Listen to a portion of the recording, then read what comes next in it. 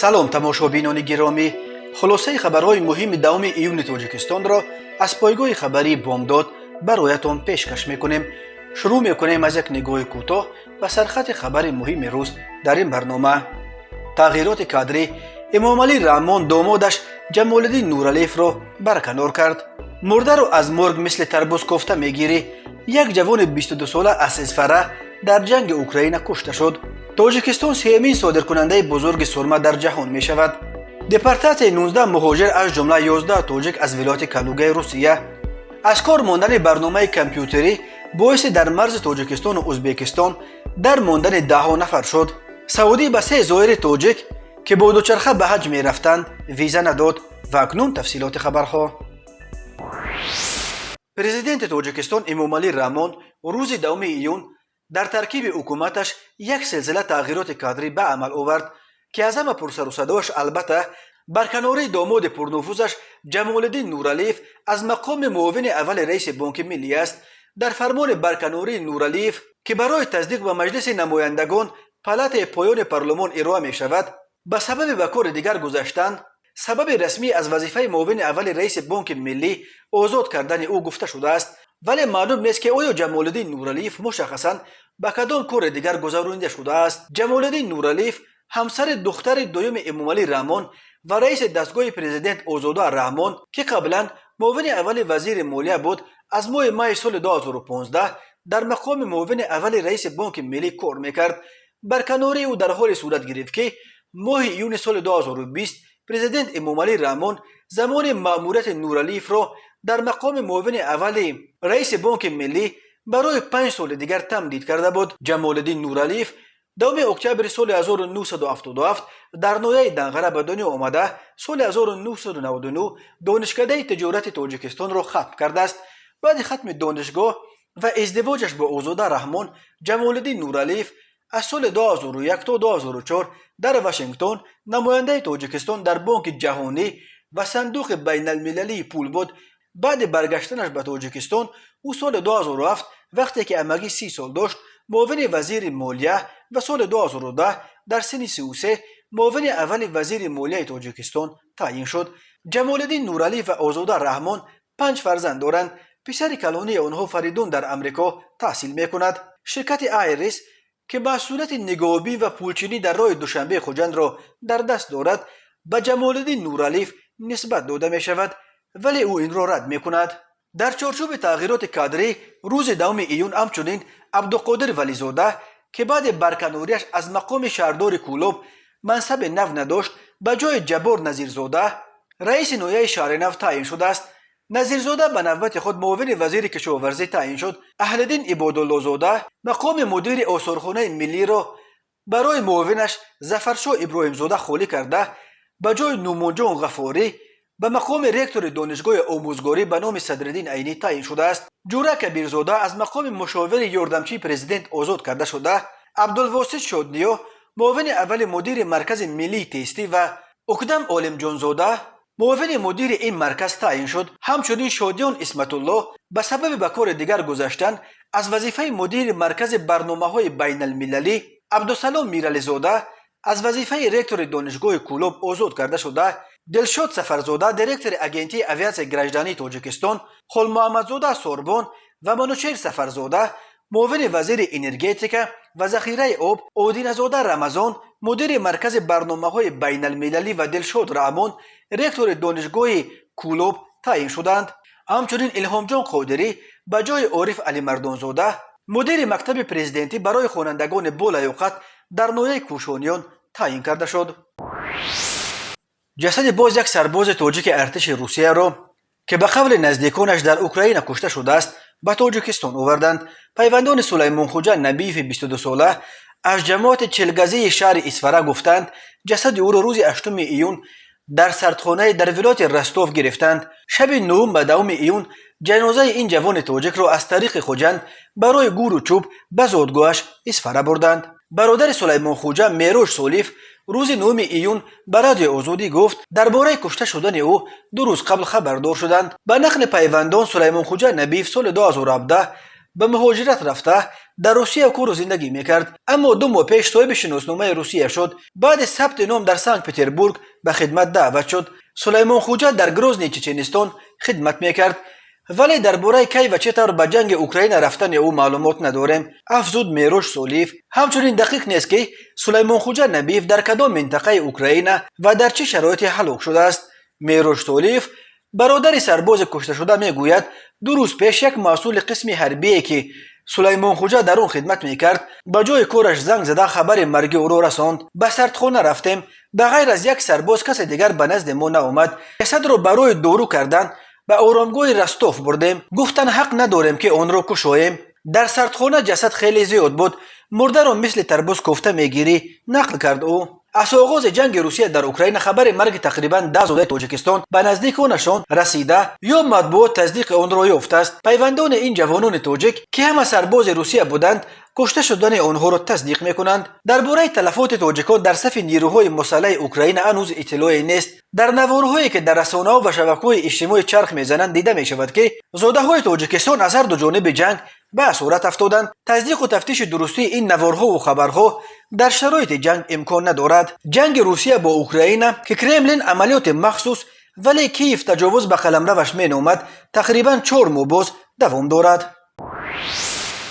نشریه دیفنس نیوز می نویسد که ذخیره های برخی فلزات نادر برای تولید محصولات حربی در امریکا به شدت کاهش یافته ایستاده است و این کشور جدا در فکر پیدا کردن منابع نوی تامین صنعت حربیش با اشیاء خام شده است. از جمله کمیته قوه‌های مسلح مجلس نمایندگان کنگره امریکا روز 8 ایون در حساباتش گفته است که ذخیره‌های سرمه یک اشیاء خام مهم برای استحصال تیر و مهمات جنگی در امریکا تنها تا سال 2025 کفایت میکند. دیفنس نیوز می نویسد که امریکا در مورد خرید سرمه بیشتر از خطای و قسما از روسیه وابستگی داشت، ولی در پس منظر حوادث اخیر از جمله جاری کردن تحریمات به ضد روسیه در پی جنگ اوکراین و با هم نزدیک شدن روسیه و خطای، کمیته کنگره امریکا از این اظهار نگرانی میکند که این روند میتواند ایجاد کمبودی در جریان تامین صنعت حربی این کشور با اشیاء خام سرمه را بتیزاند. پنتاگون باید تا ماه اکتبر پیشبینی‌های خود را برای 5 سال آینده پیرامون نقطه‌های احتمال آسیب‌پذیر در سمت تامین اشیاء خام استراتژیکی برای صنعت حربی امریکا مهم را به مجلس نمایندگان کنگرس ارائه کند. دیفنس نیوز تاکید می‌کند که در حالی که خطای و روسیه 2 صادرکننده بزرگترین سرمه در بازار جهان جایگاه خود را در این بازار از دست داده ایستادند، تاجیکستان به صادرکننده سوم سرمه در دنیا تبدیل می‌یابد. تاجیکستان از روی ذخیره‌های تصدیق شده سرمه در جای سوم و در بین کشورهای اتحاد دولت‌های مستقل جای اول را اشغال می‌کند. چند سال پیش تاجیکستان در جهان از روی استخراج سرمه بعد از خطای روسیه و بولیویا در جای 4 قرار داشت. سالهای آخر حجم استخراج و کارکرد سرمه در تاجیکستان بازم افزوده است و تاجیکستان از روی استحصال سرمه در جهان بعد از خطای و روسیه به جای 3 میبراید. کمربند سیماب و سرمه زرافشان و ایثار در تاجیکستان مرکز دارای اقتدار عظیم متالگنی معدن سرمه می باشد. ذخیره‌های اساسی این معدن‌ها در کان‌های جزیرکورد و کانجاج جایگیر شدند. کارخانه معدن تازه‌کنی انزاب که اقتدار سالانش استخراج 700,000 تن معدن را تشکیل می‌دهد در زمینه همین کان‌های سرمه کار می‌کند. حالا در زمینه کان کانجاج که عبارت از 3 قطعه یعنی چلبای، کانجاج و شخکان میباشد، کارخانه تالکو گولد با سرمایه‌گذاری 200 میلیون دلار بنیاد شده ایستاده است. ذخیره عمومی صنعتی و غیر صنعتی سرمه در کان کانجاج 265,000 تن و طلا 50 تن را تشکیل می‌دهد. سرمه نه فقط در صنعت حربی بلکه برای استحصال رنگ‌ها، لاک و شیشه در کارهای کلالگری و داروسازی نیز استفاده می شود. این چنین سرمه همچنین مواد بخورشوی تاب‌آور در تجهیزات حمامخانه‌ها و استحصال قبرها برای انتقال کسلت‌ها استفاده می شود. صنعت ماشینسازی نیز چون قاعده به خوشه‌های سخت و تاب‌آور از قبیل سرب و سرمه احتیاج دارد. همچنین سرمه برای رویپوش کردن پنجره‌های زینت دهنده اتومبیل‌ها همچنین مواد خورده نشونده وسیع استفاده می شود و آهنی که با سرمه آمیخته شده است مواد خوب ضد میکروبی می باشد. خدمات مطبوعات ریاست پرستان و حیوانات کلوگ روسیه روز 2 ایون سال 2022 خبر داد که طی تنها یک هفته آخر و تنها از این ولایت روسیه 19 مهاجر از تاجیکستان و ازبکستان و قرقیزستان را مجبوراً بیرون یا اخراج کردند. گفته می شود پرستاوها این 19 مهاجر را در دو نوبت به فرودگاه‌های ونوک و شهر مسکو برده از آنجا به هواپیماهای روی کشورهای زادگاهشان سوار کردند. از این 19 نفر 11 نفرش زادگان تاجیکستان و 3 نفر باقی مانده از قرقیزستان بودند. خدمات مطبوعات ریاست پرستاوهای ولایت کالوگا گفت همه 19 مهاجر را برای 5 سال آینده از حق ورود به قلمرو روسیه محروم کردند. این نهاد گفت اینک 10 سال باز بر اساس قرارهای دادگاه‌ها با اخراج مهاجران غیر قانونی هم مشغول است. گفته می شود سبب اخراج معمولاً ویران کردن قاعده‌های مهاجرت و بدون پتن مشغول شدن به فعالیت کاری از جانب مهاجران می شود. مهاجرانی را که حکم اخراج می گیرند تا بیرون کردنشان در بازداشتگاه‌های مخصوص نگاه می‌دارند. سالهای گذشته اخراج مهاجران از روسیه طبیعت عمومی داشت و یک مدت شماره شهروندان از روسیه اخراج شده و از حق سفر به روسیه محروم شده تنها در تاجیکستان از 300,000 نفر گذشته بود. سالهای آخر اخراج مهاجران از روسیه کمتر شد ولی تا حال دوام دارد. یادآور می‌شویم ماه سپتامبر سال 2021 مقامات روسیه 270,000 مهاجر از تاجیکستان و ازبکستان را عفو کرده به ورود دوباره آنها اجازه دادند. 120,000 نفر عفو شده شهروندان تاجیکستان بودند. آنها مورد عفو قرار گرفتند که برای یگان قانون شکنی‌های خرد بر خط سیاه روسیه افتاده بودند. این عفو آنهایی را که با حکم دادگاه از روسیه اخراج شدند فرا نمی‌گرفت. گوبرناتور ولایت کالوگا ولادیسلاو شپاش با سیاست آشکارا ضد مهاجران نام برآورده است. او روز 11 فوریه سال 2022 در پی بازدید از مرکز یگانه مهاجران از آن اظهار خشم کرد که در اینجا به مهاجرانی که به زبان روسی یگان کلمه نمیدونند پتن میدهند. بعد بازدید از مرکز مهاجران شپاش فرمان برآورد که مهاجران را دیگر در ساحه‌های سفت و آشخانه و طربخانه ها نقلیات جمعیتی به کار نگیرند. گوبرناتور کالوگا همچنین اعلام کرد که ولایت کالوگا از برنامه پرسلین میبراید. این تصمیم زادگان آسیای مرکزی را از امکانیت بارای آسان به دست آوردن شهروندی محروم خواهد کرد، تاکید کرد شپاشا. ماموریت دانشگاه ملی تاجیکستان 30 آموزگار این مکتب عالی را که مشکل بیخانگی میکشیدند با خانه‌های خدمتی تامین کرده است. کلیدهای خانه‌های نو را بین آموزگاران و اهل عائله آنها روز 9 ایون سال 2022 در یک مراسم ویژه تقدیم کردند. گفته می شود بعد 1 سال پیش به خوابگاه نو در شهرک دانشجویان کوچاندن دانشجویان از خوابگاه‌های رقم 1 دانشگاه ملی تاجیکستان که در کوچه نخیموف در محله گپرزیم نویه سینای شهر دوشنبه جایگیر شده است، ماموریت دانشگاه تصمیم گرفت که بنای خوابگاه قلبی را بازسازی کرده به خانه‌های استقامتی تبدیل گردد. بختیار قطب‌الدین استاد دانشگاه ملی می نویسد چند ماه پیشتر خبر انتشار نموده بودیم که با ابتکار رکتور دانشگاه ملی تاجیکستان و دستگیری حکومت جمهوری تاجیکستان 25 نفر معلمان دانشگاه ملی صاحب خانه می شوند.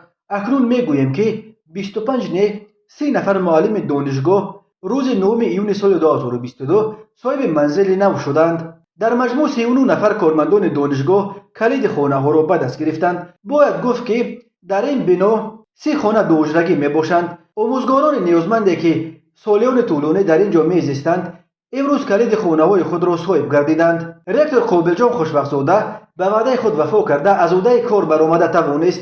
سابق بنای خوابگاه را با همه حسن و آرایش امروز خوابگاه گفتن دشوار است. بنا به گزارش بختیار قطب‌الدین در سابق خوابگاه رقم 1 دانشگاه در کوچه نخیموف شروع از تاخانه تا همه آشانه‌های بنا از نوسازی گردیدند. این خانه‌ها یک حجرگی و دو حجرگی وسیع بوده با شرایط همه‌جانبه تامین می‌باشند. می نویسد بختیار قطب‌الدین. روز 9 ایون سال 2022 مردم زیاد در گذرگاه جرتیپا در منطقه نیترالی در بین مرز تاجیکستان با ازبکستان مدت 12 ساعت در ماندند.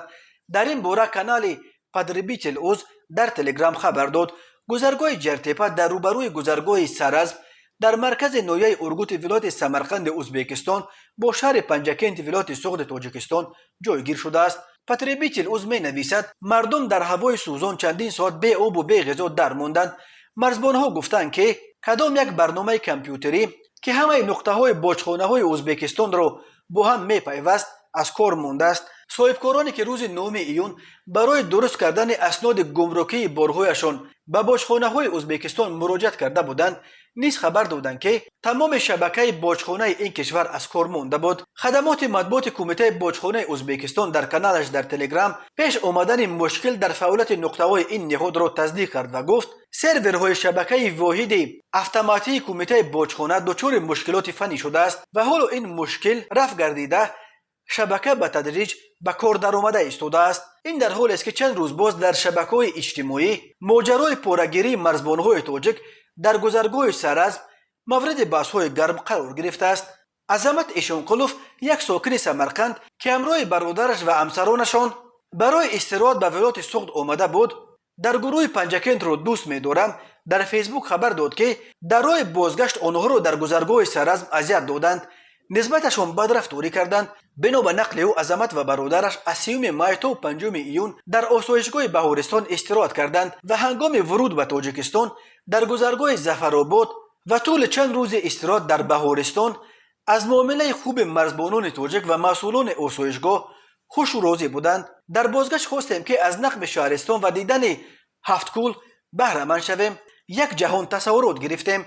خیلی خرسند شدیم. از نقطه سرحدی سرزم وارد ازبکستان شدیم، لیکن از معامله‌های دغل و طمع‌جویی قشون‌های سرحدی تاجیکستان خیلی حیران گشتیم و هان یک هفته استراحت و طبابتی که کرده بودیم برباد رفت، نوشته است او. بنا به نقل ایشانقلوف آنها را ساعت 18 با بهانه‌ای که گویا یک هیئت باید گذرد بیش از 2 ساعت در گذرگاه اجازت عبور ندادند و در این مدت با الفاظ قبیح نسبت به آنها بدرفتاری کردند. می نویسد عظمت ایشانقلوف او اظهار امید کرده است که این نامش به دست مقامات می رسد و آنها گوش افسرانشان را تافته می مانند.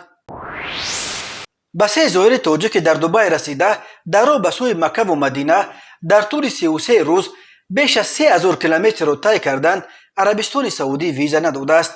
در این باره بعض پلیس یکی از این زائران دلاور غفوروف خبر داد برای به عربستان سعودی رفتن جهت ادای مراسم حج به ما روادید ندادند. گفتند که به مقامات کشورمان مراجعت کنیم تا که به ما روادید دهند. ابراز داشت دلاور. ما البته در نظر داشتیم که چنین مشکلات پیش آمده میتواند، لیکن به این سفر دشوار ما برای آن برآمدیم که سنمان از 40 ساله پایین است و در تاجیکستان تنها به شخصان سنی از 40 تا 65 ساله اجازه سفر حج داده می شود، ذکر کرد او.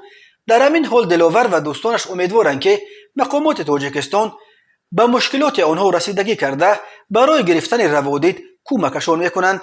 ساکن 37 ساله نویه کوشانیان ولایت ختلان دلاور غفوروف و دوستانش از دوشنبه سیدعلی نظروف 31 ساله و عبدالشاکر طلبوف 34 ساله روز 1 مای برابر ختم ماه شریف رمضان با نیت حج برابر آمدند. از بس که سن آنها به 40 نرسیده است سفر با دوچرخه تا مکه برایشان یگانه امکان ادای مراسم حج بود. دلاور کفشیرگر بوده، 2 دختر دارد. سیدعلی تجارت خرد و مغازه محصولات خوراکواری دارد. او نیز عائله‌دار و صاحب 4 فرزند است. عبدالشاکر نیز صاحب کار از دوشنبه است. دلاور میگوید اول آنها خواستند که طریق ترکمنستان روند، لیکن در این کشور بر اثر کووید 19 کرانتین 20 روزه پیش بینی شده بود.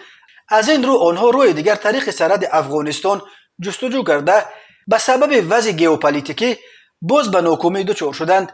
در نهایت آنها به تاشکند رفته از آنجا به باکو پرواز کردند و سپس طریق ایران سفر را دوام داده از مکانهای تاریخی چون شهر قزوین و اصفهان گذشته با کشتی از بندر عباس تا شارجه رسیدند. عین زمان آنها در دبی قرار دارند. این 3 زائر الکی بیش از 3000 کیلومتر راه را طی کرده برای رسیدن تا مکه آنها میبایست باز 1890 کیلومتر دیگر را طی کنند. به گفته دلاور مثلا دوچرخه‌اش تمغه امریکایی مارین را او با نرخ $800 از روسیه خریده. برای تمام لوازمات ضروری این سفر او در مجموع زیاده از 18000 سومانی یا حدود $2000 مصرف کرده است. 8 یونی سال 2022 تخمین ساعت 19:00 راننده اتومبیل تمغه اوپل استرا رحیموف خضرعلی اسحاقویچ سال تولدش 1987 ساکن نویه همدانی هنگام حرکت در دهه پختکار نویه مذکور از عهده اداره واسطه نقلیات نبرآمده نابالغ چاریف ایوب سال تولدش 2012 ساکن امین نویه را پخش نموده است. در نتیجه نابالغ چوریف جراحات وزنی جسمانی برداشته در جای حادثه به هلاکت رسیده است. از روی این حادثه تحقیقات ادامه دارد. به شعبه وزارت کارهای داخلی یکی در نوحه فردوسی با عریضه مرد 43 ساله ساکن شهر دوشنبه مراجعت نموده است که ماه مارس سال 2020 مردان 42 و 47 ساله ساکنان پایتخت با روی فریب به باوریش در آمده از او 260,000 سومونی گرفته وعده دادند که در مدت کوتاه مبلغش را برمیگردانند، اما وعدهشان را تا حال اجرا نکردند. از روی این حادثه تفتیشات ادامه دارد. تماشابینان عزیز و گرامی، این بود مرور به خلاصه چند خبر مهم امروز تاجیکستان. خبر و گزارش‌های بیشتر از تاجیکستان و درباره تاجیکستان و اطراف آن را در سامانه پایگاه خبری بامداد در این نشانه پیگیری نمایید: www.bamdad.com. خوش باشید.